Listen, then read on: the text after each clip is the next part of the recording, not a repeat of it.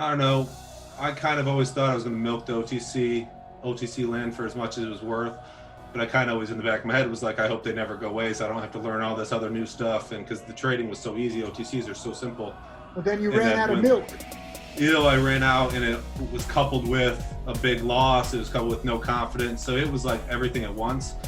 And, I hope that never happens to anyone else because No, it kind of it's sucked. good. It should happen to everybody else. The dark times make us stronger. I had my giant loss, and that's what helps, crystallize all the rules. Like you say, like you want to follow the rules, like, yeah, it's nice, but until you have that big loss, you don't realize what it's like on the other side. The sweet isn't as sweet without the sour. Now you've tasted the sour, and you don't like it. You spit that out.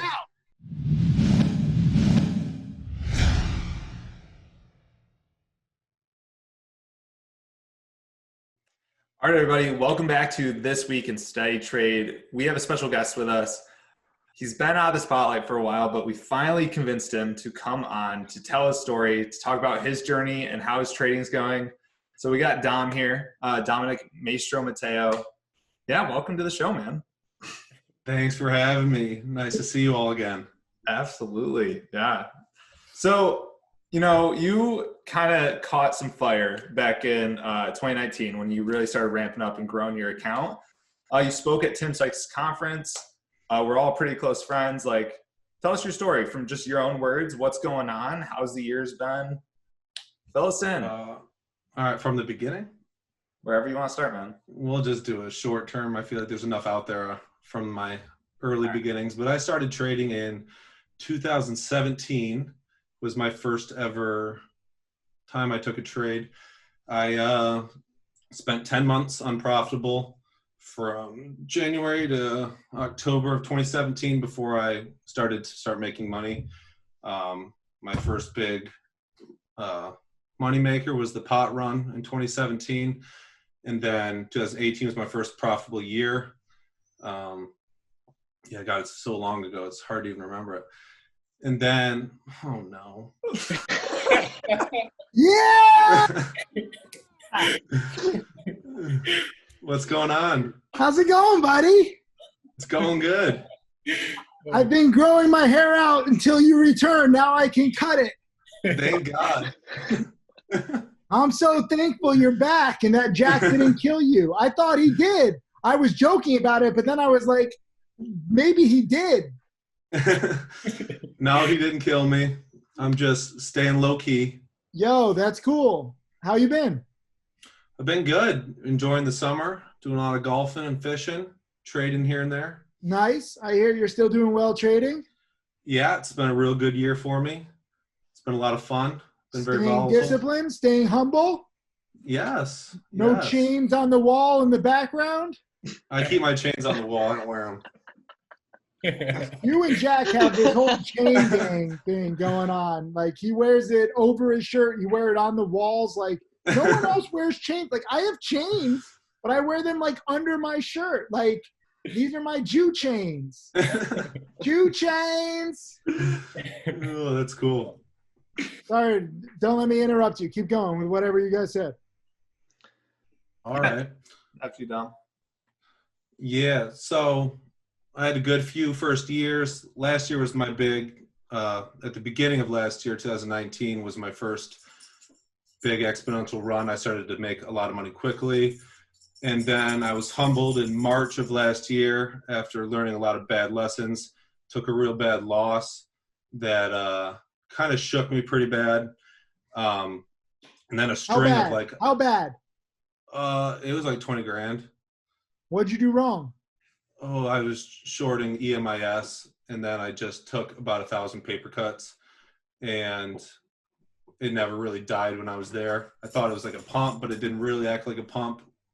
And yeah, I just lost so much I couldn't make it back. Remember that And one? then kind of really shook my confidence a lot, and I struggled for another month of losing more and more after being so much in the hole in that month that I couldn't get out of it. And so it really affected my trading, what I was doing. That's when I started to go quiet in the community. I realized I had a lot of issues in my trading. My OTCs were no longer working like they had the first 2 years of my career. And I really started feeling that, did I just get lucky?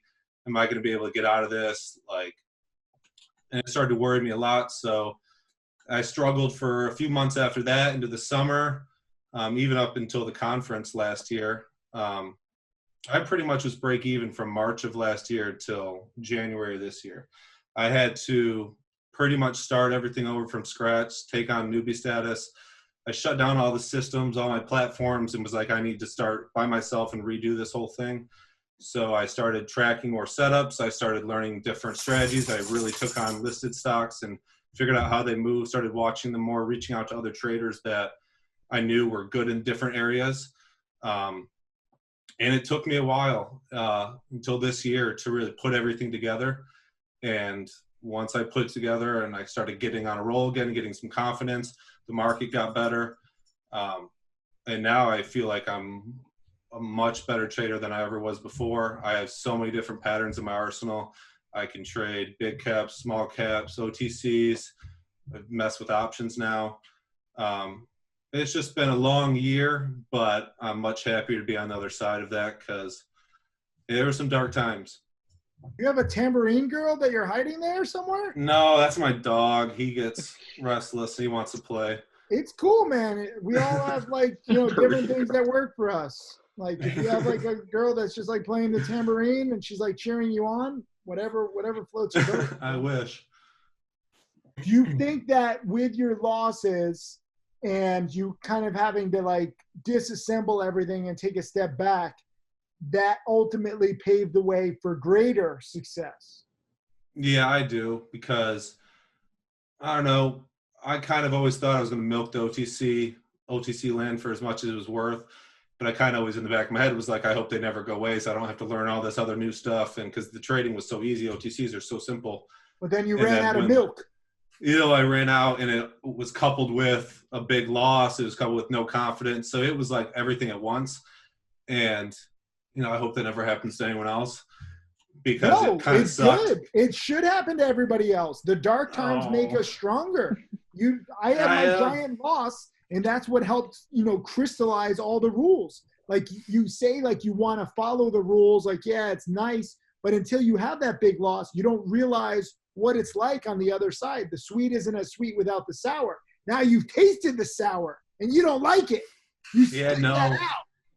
No, and then last year it was starting over was 10 times worse of a feeling after having tasted some success than just the beginning, when there was no expectation of, I knew I wanted to make it, but when no one really believes you're going to make it, it's a lot easier to just push yourself. But after you have made it, it's more embarrassing to be do I even know what I'm doing? Can I do this for a long period of time? So trading's very introspective. Jack just had an episode, the past few weeks. He was freaking out. He had to go to the farm and, wake up early and milk the cows and, learn hard work. And then he got more disciplined, and now he has his own, painting behind him instead of chains on the walls. Yeah, I mean, I had to go through my first couple red weeks of the year in September when everything was happening really fast. I was moving and I was going on the Arizona trip, and my trading just slipped, and I could feel it. I just wasn't mentally stable. I wasn't supposed to be trading. There was so much volatility with the energy sectors. It's not a sector that I'm even familiar with. I got FOMO on NVN XF because I missed an absolute beautiful move. So it was a combination of all of that, and it just all exploded, and I had a couple red weeks. But then it just took back to getting back to the simple things, going to the farm, seeing the animals, breathing in the air. No more private jets for Jack. Jack is not allowed on the jets anymore. He started ordering around the stewardess. He's caviar. And she's like, what? We don't have caviar. And you're wrong answer. Jack's on a jet. Jack's in charge. And I was yo, slow your roll, man. Yeah, I mean, it's just I had to get back to the simple things, back to the rules. And now the last 2 weeks, my trading has been super good. I recovered all my losses just because the market has been so good. So it gave me the opportunity when my A plus came around, I was still ready to nail it. I have to get going. One quick note I should mention, when Jack just said, my first red weeks this year, and we're in September, like, just think about that. Like, this is not a normal year. This is not a normal thing. I'm happy that both you guys get it, but at the same time, like, this is a crazy year. You have to respect that. Who knows what 2021 will be like? Everybody watching this, yes, it's been an amazing year. You should learn, but learn also from Dom and Jack and everyone's journeys where they have different years, ups and downs. And no matter how hot you are, no matter how good your strategy is working, it can slip away. Trading is very introspective. If you start just thinking about it too much, if you overthink it, if you're over aggressive on the trades, like, things can mess up. So just protect it. It's very fragile. Okay. It's like, something that's just very precious. And you can't take it for granted. Otherwise it will leave you. The good news is, if you are aware of this ahead of time and you start learning, you start willing to be putting stuff back together when it does break, and you go through the same process, you'll have more opportunities. It might be a few weeks or even a few months or even a few years. That's why you need to understand this is a marathon, not a sprint. So glad to have you back, Dom. I got to get going. I'm sorry. I got to nice get seeing For you. that haircut. No haircuts yet. No, I'm donating all of this hair to charity. It's not long enough yet. So I got to keep growing it. It's got to be, how many inches do you think this is? I can't tell. Like 7 or 8. Oh, 7, 6, 7. So the charities, I think, require like 10 inches. So I've got, Oh man, A couple months. I got a little End ways of the to year. go. End end of the year, yeah. We'll see. Good to see you back, Dom. Good to see you guys too. later. Later. Later, see ya. So Dom, following that up, you talked about your dark period and stuff. Like, if you don't mind sharing, like, what kept you motivated? What kept you going? Because traders experience that dark period at different times. Like, everyone experiences it. So, like, just what kept you going until this year where you kind of found your footing again? Well, I was never going to quit. I guess at the beginning, it was the fear of getting a job that pushed me to do this and, like, to succeed at it. And I guess it was the same type of fear. And also the embarrassing part of it, like, once everyone knows you've made it and you've figured it out, to then lose it is like a scary thought too. I knew I had a lot of work to do, and it wasn't going to be like a quick fix. It was something I had to, like, wrap my head around and be like, and really take baby steps with. Like, you can't learn a whole new market, a whole new patterns, like, in like a week or two or a month. It's going to take time, and I had to really be patient with it and just kind of stick it out. I don't know. It was much worse this time than it was at the beginning of my trading career. But I'm happy. I am happy and thankful I went through it, because like I said, I think I'm a much better trader now. But yeah, it was a tough time. It's awesome, man. Congrats, by the way. Like, Thanks. that's incredible. I don't know if, like, your Tiny went through it, but, like, I'm just trying to picture myself going through a time like that, and it would just be like, it would be morally, like, defeating. It really would. No, I think I even said before, I just can't imagine how anyone could ever go through that. After figuring it out the first time, like, how could you ever go a year without making money? Like, and you still sit there every day after you've made money and you expect to make money to, like, not make it at all, or even lose money. It's like really defeating, and I don't know, you got to be real thick-skinned and be able to kind of just take it as it comes and keep pushing forward. Yeah. I think it's awesome how it shows how probably aware you are, because it's like, I've heard plenty of stories how traders have made a lot of money and then given it all back. They don't even wake up to their own, demise, right? So for you to at least stop where you did and, like, reset, like, and unfortunately have to go through that kind of valley again, it just way better than giving it all back, So that the self-awareness you had is awesome, because that just brings you to where you are now, which is obviously 10 times better. So that's awesome. Yeah, I think the best trait that I learned. Can you still hear me? Yeah. Oh, sorry, my thing is talking to me. Okay. I think the biggest trait, like, I took away from all this is, like, being able to struggle, like you said, Jack, you did, like, for like a week or a month, and then to like correct it so much quicker. Like this year from like February on, like I had increasingly bigger gains each month because the downfalls of each month, like we're not going to trade perfect for a whole month, like ever. That's rare. Like if I had a red day or two in a row, I would be able to like sit down, map out the problems, and fix it by the next morning. Whereas maybe last year, it took me a month once I had the problem to figure out that I had the problem, figure out a solution, and then put it into place. Like now, I have a bad trading day, and I go, well, my problem was X, Y, and Z, and this is the solution to it. And almost always the solution is to go back to the basics, go to the patterns that make sense, and trade them. You know, be patient to wait for them, and to trade them like you know how. And whenever I slip up, which is I've been struggling this month to find like my footing and consistency, it's because I'm over trading, doing a lot of speculation stuff that might have worked last month or the month before, and it's just not working right now. And I'm aware of the problem. I keep fixing it for like a few day period, then I slip up, and then I'm fixing it. And so just being aware of like the problems you have and being able to come up with a solution as quickly as possible kind of allows you to not have like a month or two period where you have to continue to struggle. That's awesome.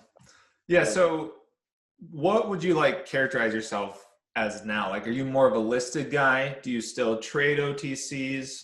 Or are you just completely flexible? Like for the listeners? Yeah, I think who I wanted to be in this whole like last year I wanted to be like an unbiased trader. I wanted to be able to show up every day and not be like, I want to short that, I want to long that. I want to do whatever the stock sets up for and be okay with whatever direction that is, even if it means switching bias every now and then, like trading short and long on the same stock.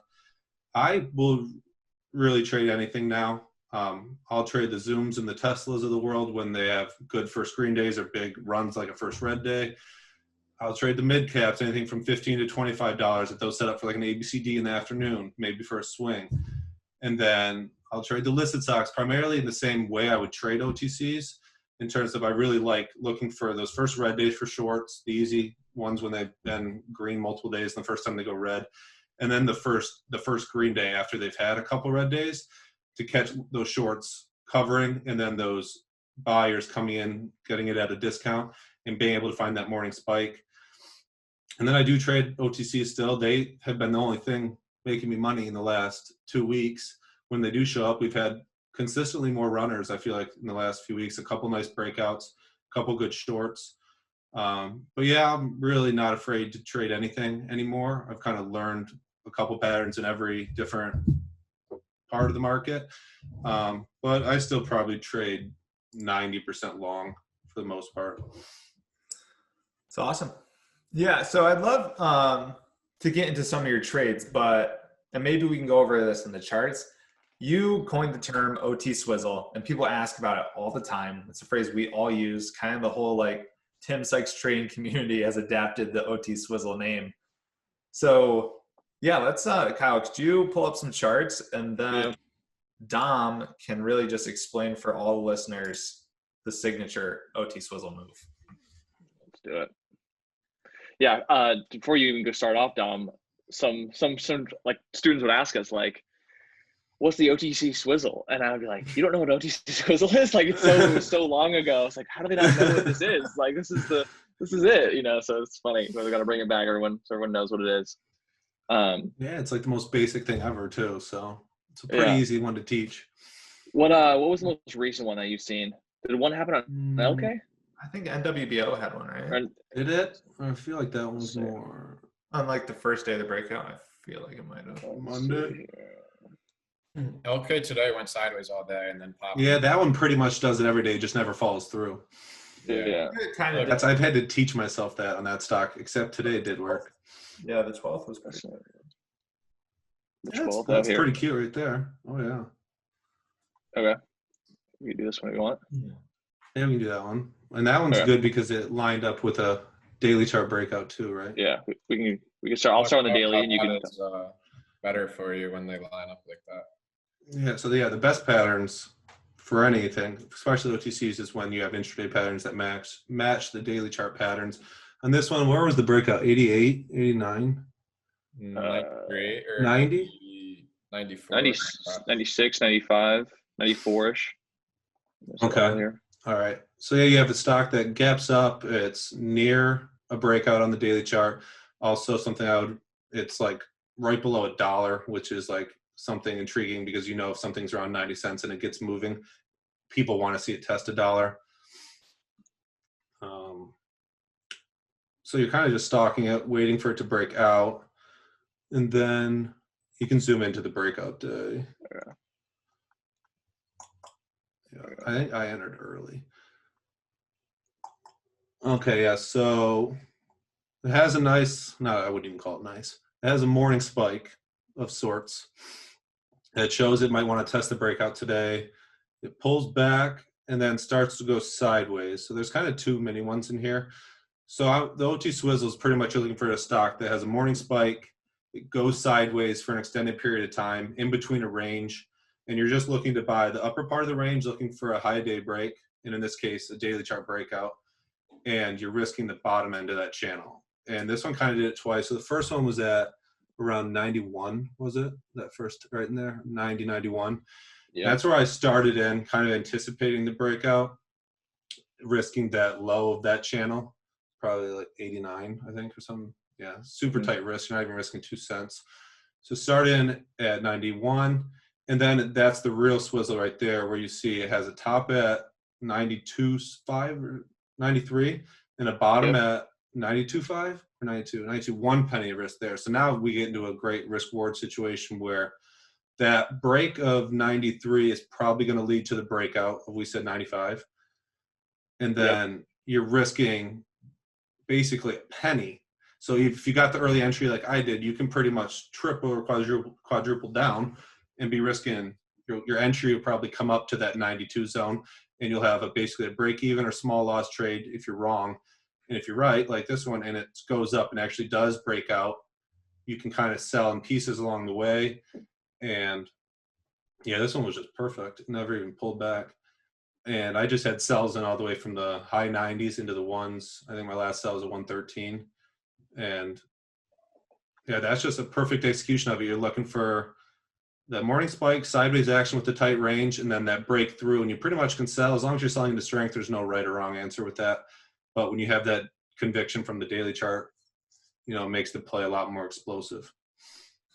Yeah, that was a great one. I didn't play it very well. I think I bought it at like 95 and sold it at like 98. So my trade on it was a case thing. But the way Dom explained it though, and that's how you can really grow a small account. And that's how like Dom and Jack, you two can probably explain it better. Like back in 2019, in the beginning of it, that's really how you saw your explosive growth. Yeah, his play is just like this. You can go, Jack. I was going to say it gives you so much time to create a good trade plan, and it really gives you that tight risk to reward. So it's slow with a good risk to reward. So your small account, there's very little downside potential if you do take a loss, and the upside potential is just huge. So I feel like it's one of the best ways to grow a small account. And then again, it is an OTC, and it usually requires less capital to be invested into the stock. It's not, a $20 NASDAQ stock. So it's just such a great spot to start with. And I'm so thankful that you did introduce me to this pattern and these OTCs, because this is everything that like stemmed for me is now, as I've grown into a trader, I still use some of these level 2, just kind of like firming and thinning. And I've just watched so much tape in the day that this is really just what it all was the foundation of, you know what I mean? Yeah, I mean, risk reward wise, you're not going to find it better than that. You're risking a penny to make 25, 30. I think, would it go to 115? Yeah, 114 on a high day. Then if you held overnight for a gap up, it went touched 119 in the morning. I mean, yeah, that's incredible risk reward. And if you buy that early spot like I did, and you're going to get that much more size with that risk reward. I mean, that is going to take care of 15 losers for you. That's not bad. Yeah, so Dom, not bad at all. Love it, man. Love it. Could you explain how you use the level 2? Because that's a very common question for newbies on a stock like this, the OTSwizzle. Like, how do you use the level 2 to guide when you're going to enter the stock? Because everyone can see like the high day is like 93 cents, and that makes sense. But how can you time it so you buy it on like a 93 break versus just like buying into the consolidation hour period? Well, there's two ways you could play that. You could buy into the consolidation. You know you're going to get a fill. You know you're going to get in. You're not going to miss the play, but you're also at risk of losing on a trade that didn't really fully set up if you're wrong, and it never does break that high. But for level 2 wise, you're going to sit there and you're going to watch it. How long was that? Like an hour? Over an hour? The second swizzle. Yeah, the second one. Yeah, it was like almost perfectly an hour. And you're going to watch it, which market makers are on each side of that range. And you kind of see if someone's soaking, see if someone's bidding it up. But the main thing you're looking for is just size. And I don't remember this one particularly, but I'm sure there was some sort of size on 93. And you're just kind of watching for when it gets hit, like how easily it goes away and how if it's like thick. I mean, I feel like I'm not afraid to take the wall down with like as it's going. And maybe a little trick is if you're buying a 93 break, maybe you have a 94 is your limit order and you're willing to risk up to 2 cents. Like if you want to bet, you get a perfect entry at 93, you're risking 92, you're risking 1. But if you put it at 94, in worst cases, you chase it up a penny, you're risking 2 cents now, which still is fine risk reward. You're going to maybe make 10 cents on this if you're right. But level 2 wise, I feel like you just kind of use the chart here because you're seeing the range get formed, and then you're just not afraid to, be part of the people that take down the wall. And I don't think there's anything really special I'm looking for. I'm just kind of looking for a bunch of green on the tape that shows a lot of people are going after it. And then like a volume increase, you see the volume was much bigger when it broke through 93. And once you watch it happen enough, I guess it all comes together in like a second for you by the time you're clicking it. Yeah, that makes sense. Yeah, that's a good explanation. Have you played NWBO since then, or was this the only play you had on it this week? That was the only play. Kind of, I was hoping it was going to hold over $1. Had a nice day today.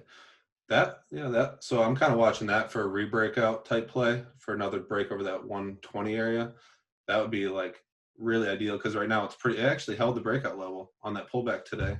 Why is there two? Yeah. Are those two candles the same? Yeah, it's a duplicate. Yeah, duplicate day. Ignore that one. So that's actually really going forward. That looks really good. And now that it's over $1, these are my favorite. It's like LK and CY. I love them when they're over $1 because they get kind of nutty and you can short them. They have tighter spreads versus something like HALB, which today can get nutty at times when they're so cheap. But I haven't played this. It didn't run enough to warrant like a panic dip buy or anything or a short for me. And I'm just kind of watching it. I'll leave it on a chart until it breaks down underneath that level, whatever that 80, whatever we said, 95. And then, but if it sets up to break out, I'll be watching it for it to set up on the intradaily. There's another Dom term, intradaily. What is it intradaily for the listeners at home? It's just the representation of this daily chart in like a minute form. So if you typed in like 15-minute, something like that.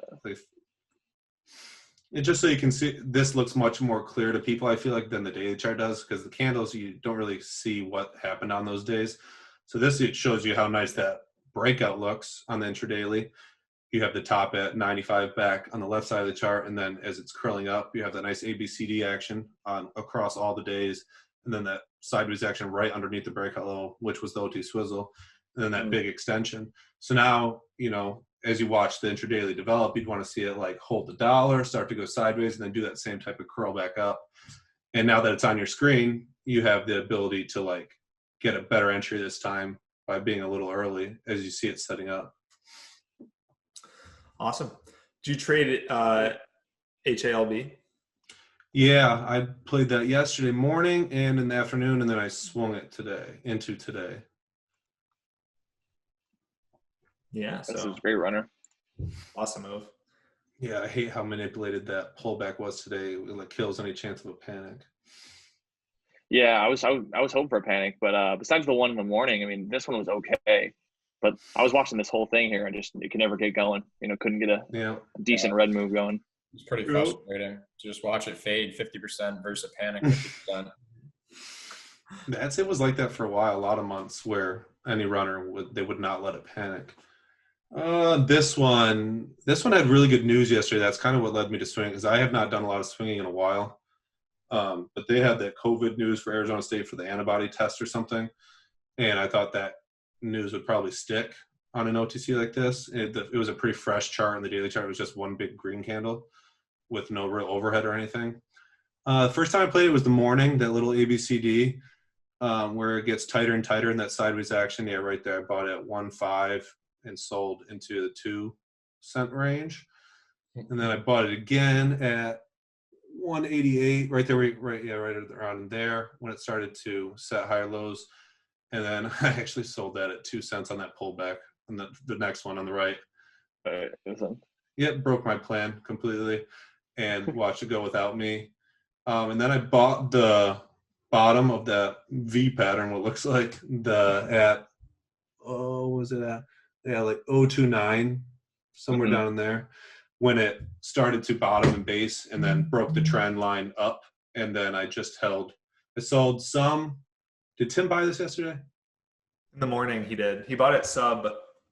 Did he swing? No, he just got that morning swing. I don't think he swung. Okay. Because I think he did swing. Because I think he bought at the end of the day, and I sold half into that alert just because it was up at high day, and then because it was up a ton, and then I swung the rest and sold it all into the 5s this morning on the gap up. And then I actually rebought it this morning at, I think I took the same trade you did, Jack, 5.3 or something. Somewhere in there. Yeah, like 5.3, and then if you zoomed in more, it probably looks just like it did yesterday. Yeah. Yeah, that little ABCD right there at like 5.33, and then sold it way too soon, before like 6.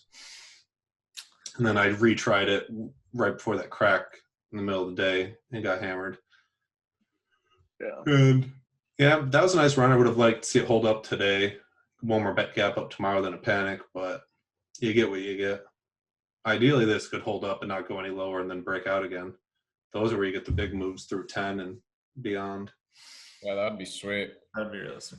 What was the one that ran today? INNO. That one had a terrible spread, but I had a decent trade out in the afternoon. But same type of idea as just a cheap day one, which kind of excites me that these type of plays are running. Yeah, these kind of runners would start off the 2019, like early. Yeah, that's what it was. Those cheap ones, and then the ones that rebroke out were the real good ones. Yeah, I just bought this one into support right there I bought it 6.6, but the spread was so bad. I bought it 6.6. The spread at times there was really rough, but I thought that at least I had a solid risk level there, and then sold into the high day break. Nice trade. Yeah, I'd love to see some OTCs start going. Yeah, I mean, pretty good. Did you good execution there in those last 3 ones for sure. What did you swing that one, Jack? The one that broke out today at 183. D something. Oh yeah. Yeah. Doc RF. You'll be proud of me, Dom. I'm swinging this one too. Oh yeah. Yeah. I don't know how I feel about this one, but there was some solid buying into the break. Oh, it closed at 189. I liked how it closed that high day. I like that volume that poured in. So, I was just happy it broke out, so I didn't have to wonder what to do with it. But it has a history of gap ups and morning spikes. I always think I was looking at 916. That's what I want to see tomorrow. The date on 916. I want to see a gap up and a 10-cent spike. Yep, right there. So that'd be ideal. That's what formed the last breakout. Yeah, or this breakout. Yeah. And then, we were talking about with NWBO, this one has the whole $2 right above it. So I kind of feel like it wants to try to get to 2, and we probably all have around a 180 average. So a 2 would be pretty good. This is a pretty slow mover, not that liquid. You can't really size up. So it's kind of more of just a high odds daily chart pattern. I like it. I agree. I got a question just for you to highlight. We just went over some good trades this week. Just on a yearly standpoint, best trades on the year, worst trades on the year, best months, worst months, lessons from the best and the worst. I've been pretty consistent to the total number for each month. It's been getting a little bigger as I find myself more.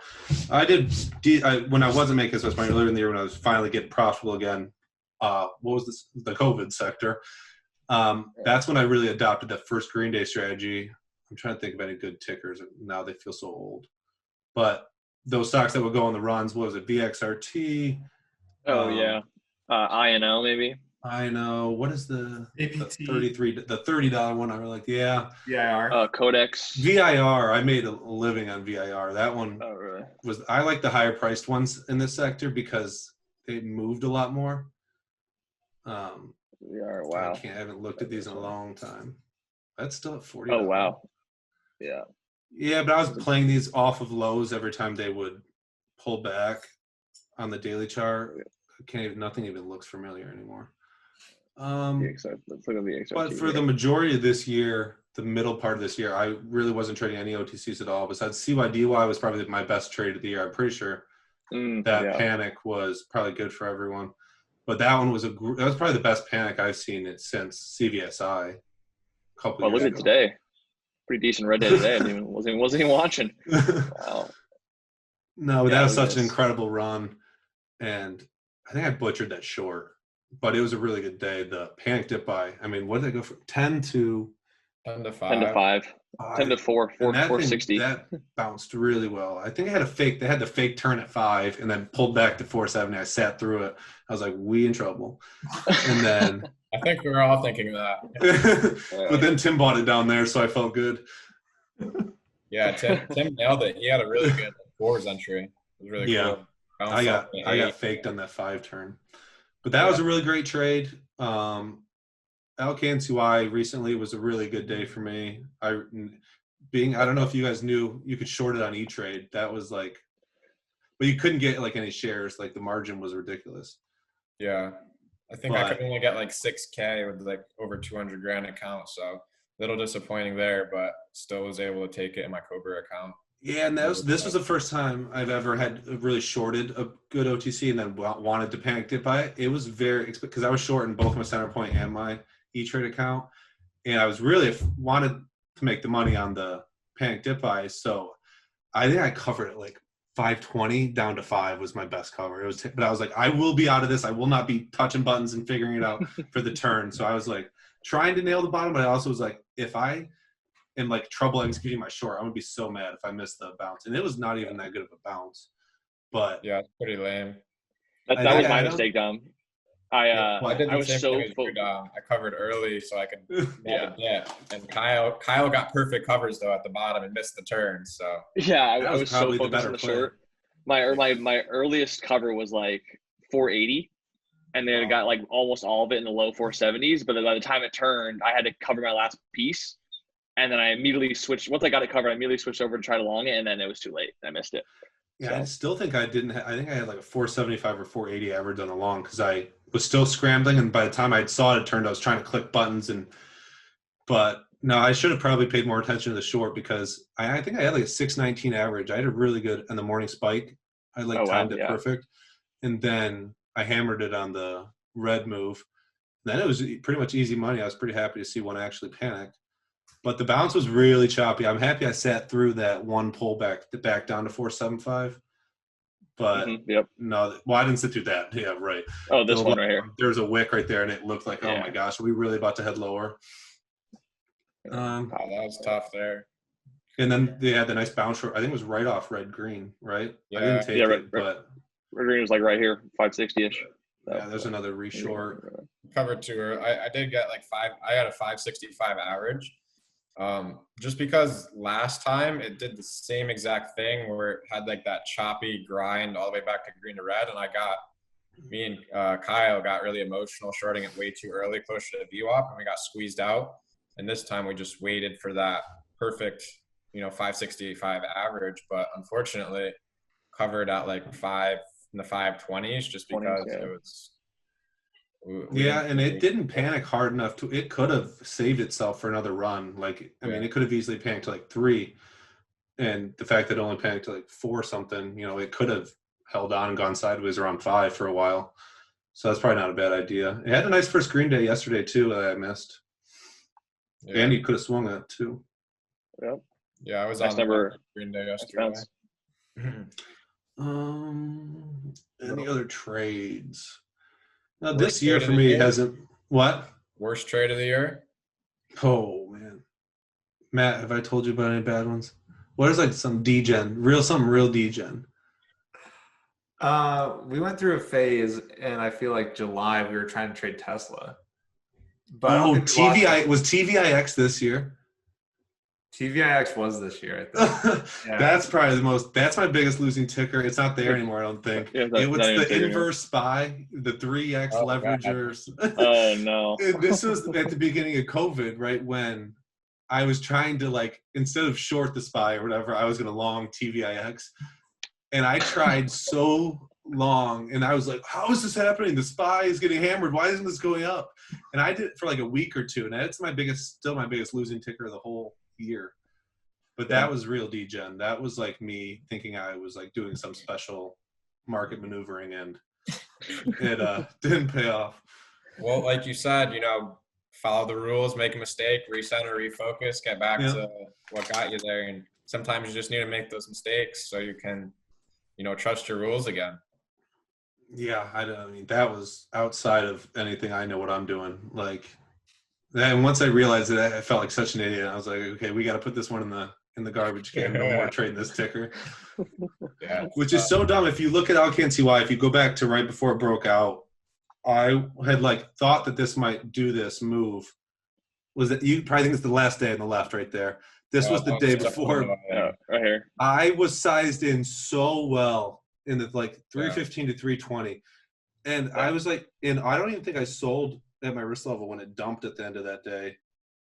Wait, is it there anymore? Yeah. Speaking of right Swizzle, there. like no morning spike, but I mean, great sideways action right below the regular. Yeah, level. I mean, Entire day. it was, and I think it did break out that day, didn't it? It did Like, break was out right there, and then it just dumped. And I was couldn't like, agree with you more. I was max size, perfectly positioned. I had already locked some in too into the pop, and like I was so perfectly positioned. And then when it dumped, it was just so frustrating.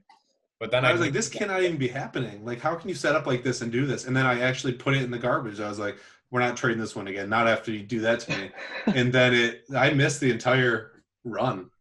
And then you literally could have bought it every single day and swung it, though. I don't think I had, even on the day it dumped, it gapped up. Yeah. Like, I mean, but nice to have a beautiful runner that actually paid off for a panic and a short. So, yeah, it was a nice one for sure. Definitely best ticker of the month. yeah. And it did that a couple months ago, too. So it was nice to see it again. Mm-hmm. For sure. Any questions, boys? What's, something you would pass? So from experiencing both, I wouldn't say drawdowns because the first one was just the beginning of the learning curve, but then the second one, the drawdown, almost like your second learning curve, what is maybe the two biggest lessons from both? Because there's probably a lot of people listening who are in that first learning curve. And, it's maybe a hit or miss, or maybe at some point we all will experience what you experienced a second time. What's like the two huge takeaways from both that kind of can set anyone up for who's ready to, or who's about to maybe experience that? So I guess it's like a piece of advice for both that would kind of differ. I think from people just starting, you need to narrow your focus like as much as you can. Like, find a strategy that makes the most sense to you and like learn it. Let that strategy like grow your account, grow your knowledge. And then like on the flip side, what I failed to do the second time while I was having success was to, I think Jack did a better job of this than me. He's always reaching out to people, talking new strategies. And I kind of was like, no, I'm going to stick to OTCs. And I should have been expanding my horizon, like learning new things, talking to people, learning, even if I wasn't going to trade them, like get some insight into them, because the market's constantly changing. And like, there will be a time when you need more patterns, different strategies. Maybe if you're a long bias trader, learn how to short just for when you need to have it in the bag. And at the beginning, I think that is overkill. You don't need to do that because you need to get consistent first and you need to learn rules and risk management.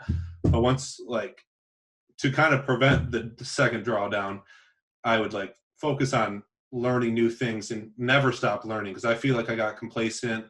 I wasn't putting in as much work, and it just kind of everything collapsed on me at once. And if I had been, I could have seen it coming, I feel like, even without the big loss, if I had just started branching out, learning new things, and like taking the money on the strategies that make sense to me, but like always adding new ones in, so that way I can make money in any market, which is the trader I want to be, is someone who isn't whining, going the hot market's over. Oh, the market it's changing again.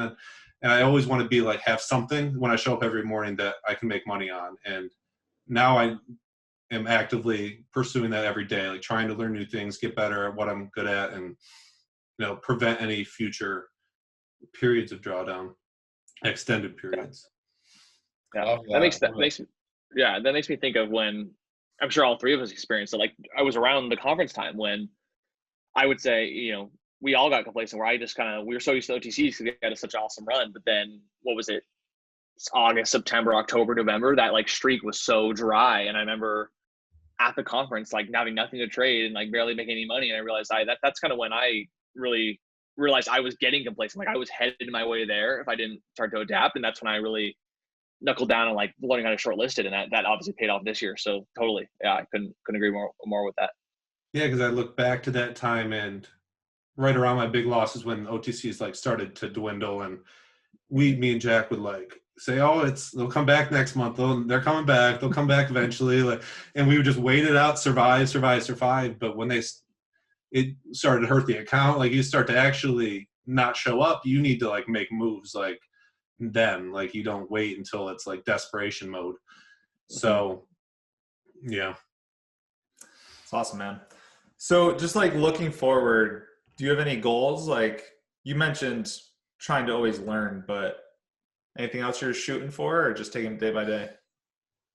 I just really want to become consistent. Like I said, like I just want to be that trader that can trade any market, anytime, like long or short, just no bias. Like, and to me, that means like I should be able to make a similar amount of money every month, and that should continue to grow as I get better.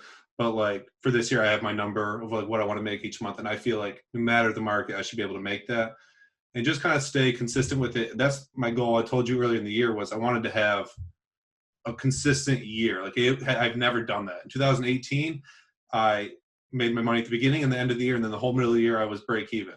Last year, I had all my money in the first 2 months and then nothing the rest of the year. And so my real goal for this year was to like prove to myself that I can have an entire year of profitability, like consistently, and not go through any crazy roller coaster rides.